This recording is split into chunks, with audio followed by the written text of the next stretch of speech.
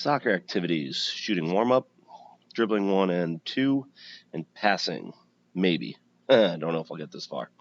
So this little video is intended for anybody who's an amateur soccer coach or used to play the game and just wants some simple activities to go with.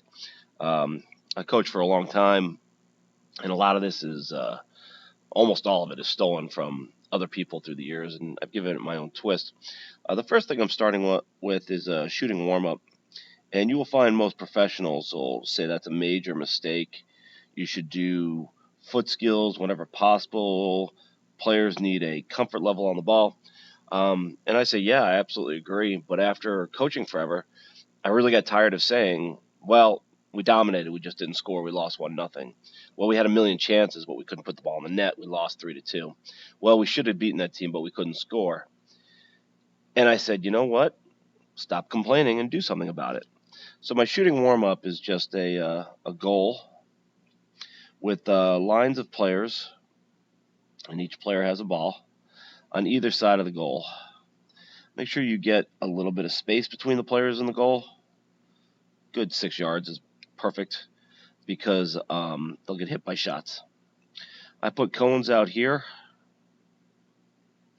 I'll make them C for cones. And it's pretty straightforward. And I've seen it run by lots of different people incorrectly. Well, we'll come back to that. This player has a ball. The first player over here does not have a ball. He comes out here and comes around. He passes it. He shoots it wherever he wants. Simple. Once you pass, then you shoot.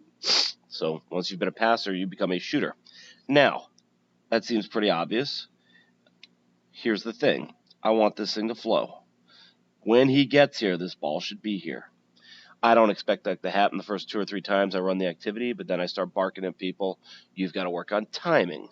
So we're not just working on shooting. We're working on one of the most important things that's rarely discussed. We're talking about timing and weight of a pass. How long does it take the pass to get there? It should get there in a strikeable way, not drilled a foot off the ground, not bouncing and skipping and spinning as that person gets there. Going around the cone generates a hip turn, which is where we generate our power when shooting. Proper technique's important, but a billion other people can teach you that. From there, I'll usually use inside of the foot, but then I'll move the cones back a bit, and I'll use top of the foot, things like that. The other key aspect is as we're coming around this one and the pass is made, that's a lefty shot. And students will run around it, and I'll grab them, take them on our side, and say, you have to hit it lefty. If you don't, I will kill you. And I'm pretty blunt about it, even with 8 and 9-year-olds.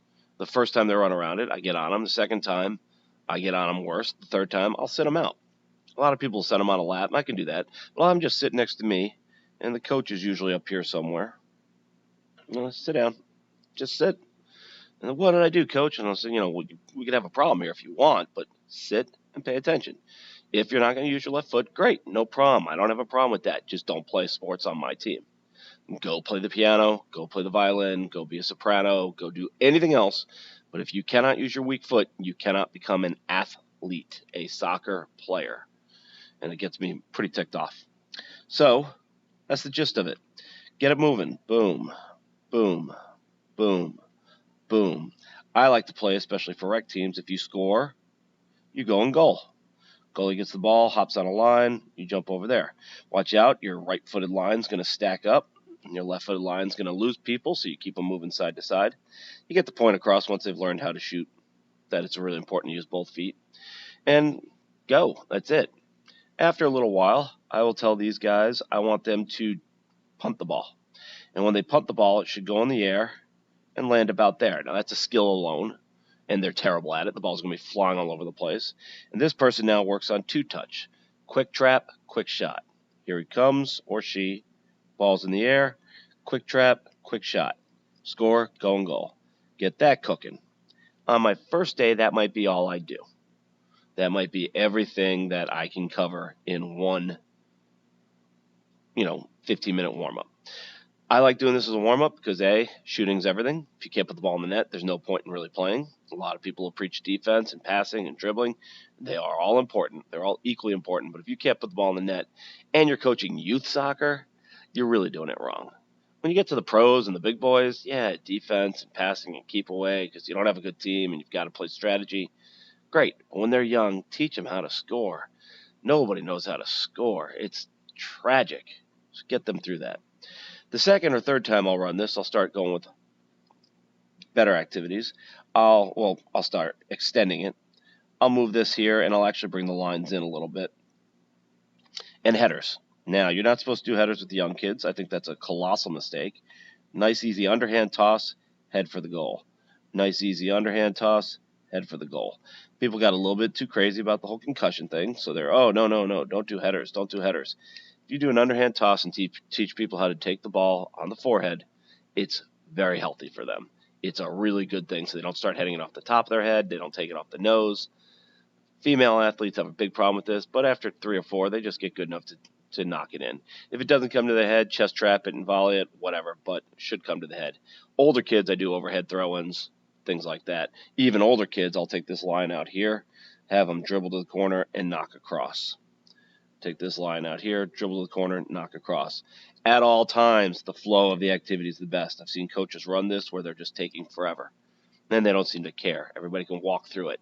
I'm barking. I'm yelling. Faster. Jimmy, faster. 20 push-ups. You're going too slow. Faster, faster, faster. So it's all about doing it with speed. The last one I'll do is I'll bring a line of people straight up top. Got to get the coach out of the way. And distances are something you're going to have to figure out. And we have a player right. How do I do this? I've forgotten. A player right here.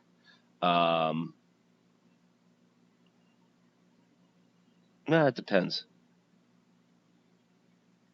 I guess we rotate this person. I think I do it a different way. We play into a target and have them lay it off. Actually, no, that's right. I do it from both sides. I have 2 lines. I haven't done this in a while.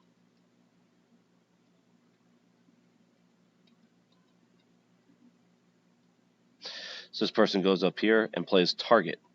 Pass, lay it off. Now, I don't want this person running by. I want them actually running over here. So I want to work on a trailer pass. One of the things that makes me crazy is kids get in a penalty box, and they have the ball, and they have their back to goal, and they try and turn into trouble, and it never, ever, ever, in a billion years of practice, does it ever work when there's 2 or 3 defenders in there. It's just too crowded, and they're waiting for you to do that. I want to teach them to lay it off to somebody here who can hammer a shot. It's good for teamwork. It's good for them working on the way to the pass. The whole works. So knock it in, come over, lay it off, shoot. Passer goes here. This person goes, gets the ball and gets online. Something like that. This person passes it in, gets the trailer pass. I'm doing it wrong. But you get the idea. You could have somebody up top and just lay it off for trailer passes. Work both feet. Get lefty, get righty, get lefty, get righty. Again, people will just go to the strong foot, and it's a total nightmare. So that's shooting. I messed up a little bit at the end there. I'll have to go back and find some former players and see if they remember how to do it. Now we're going to talk about dribbling. So dribbling's a real straightforward one. Bunch of kids with balls. Make the area big enough that they're not running at each other, but not so big that they're not having a little trouble. And you're going to go through the 3 turns. Bottom of the foot, inside, and outside. Huge part of the turns is where do you put your pivot foot, the foot that's not touching the ball. Bottom's pretty obvious. Just have them pull the ball. Make sure they're pushing off that foot so they can chase it.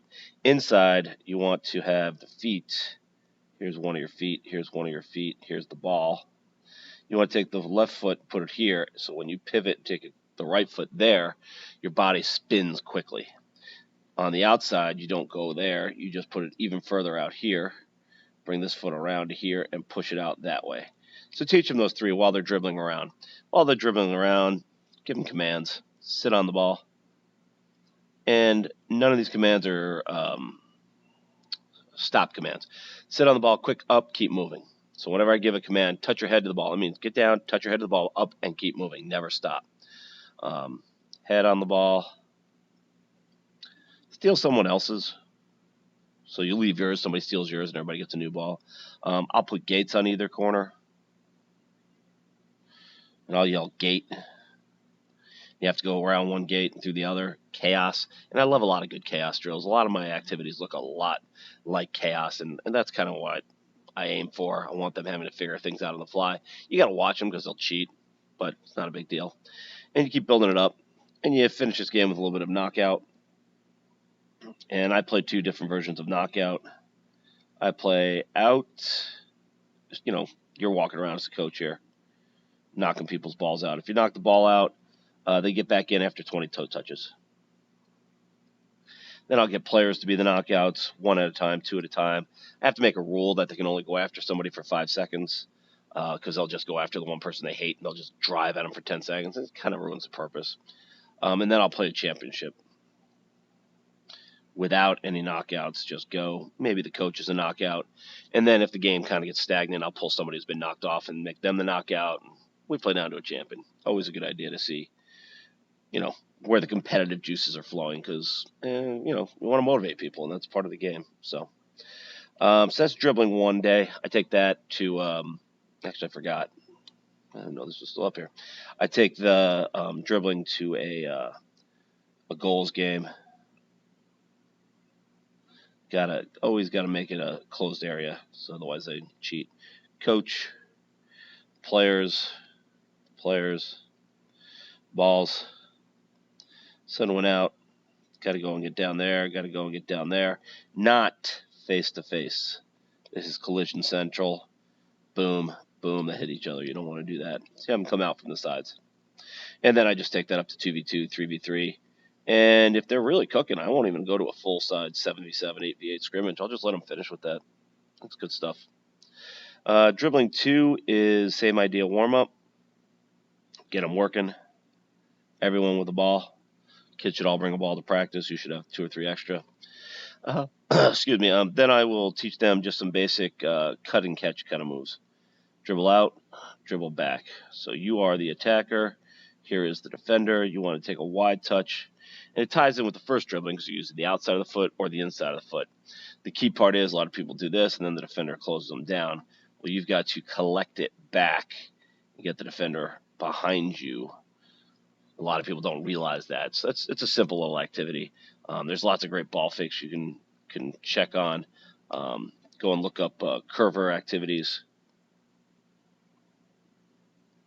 Sometimes spelled with a K, sometimes spelled with a C. And they've got all sorts of great foot skills. You can use some of those as a warm-up for these. They're all great.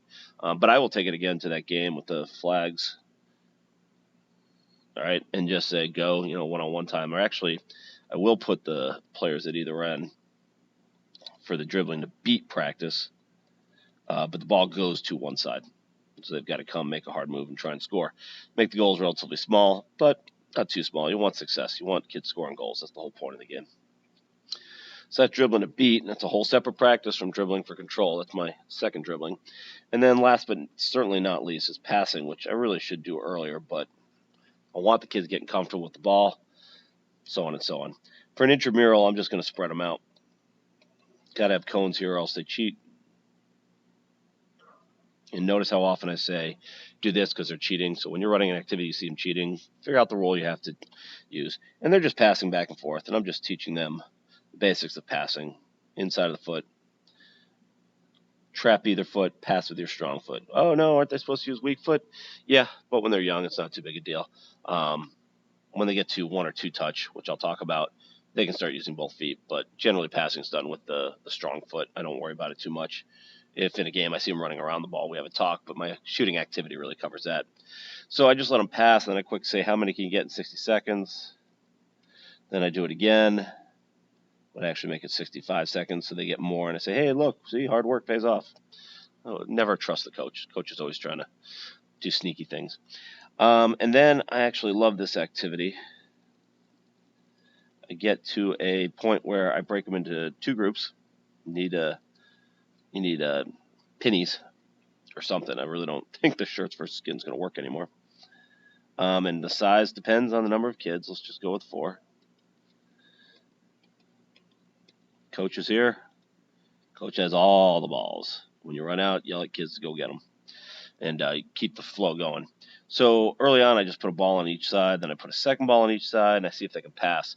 I use this as a moment to stop when they get 2 or even 3 balls in there. They start passing to the same person. Say, how are we going to fix that? And I let them figure it out. This is a good time to work on names. You got to talk. You got to communicate. If you're not talking, you're not being a good soccer player. And it's funny at that point, a lot of people can't name everybody's names on the team, so make sure you can do that. And you get them to name each other, introduce each other, make sure they know names, and they start talking. And they're never very good at it, but it's an introduction, and then you can build on that as you go along.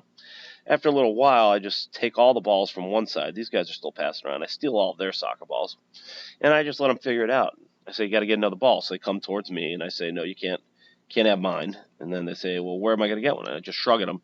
Finally, one of them runs in, and 2 or 3 try to run in. I say, no, just one.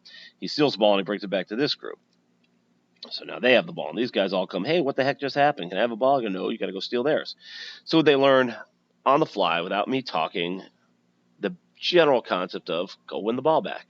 Go get it. And they run over here, and you're playing 4-on-1 keep away. Ball gets knocked out, your call. You think it was good defense, put it on the other side. Now you think they got lucky, put it on this side. Or what I do a lot, I want them to steal the ball and actually pass it back here.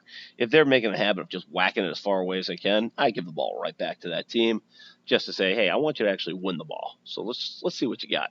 And eventually we keep score by counting how many passes. 5 passes in a row gets you a point. Whoops, too hard. 4 passes in a row. Whoops, too easy. 10 passes in a row.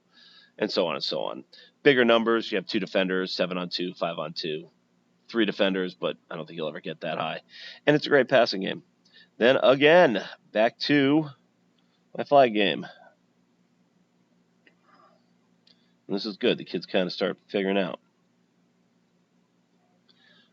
Just keep going. Coach, I'll have a line here. And now it's 2 at a time. So you've got 2 kids out there, and they got to pass. Make at least 1 pass before you shoot.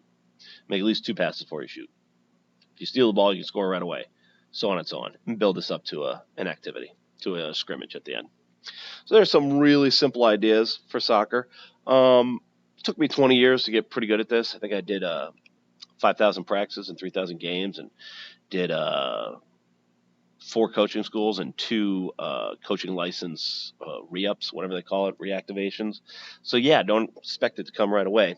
But if you put your time in, I mean, you'd be surprised at how much better the kids get, and how much fun they have, and how much they really want to come to practice the next day. So go forth and kick butt.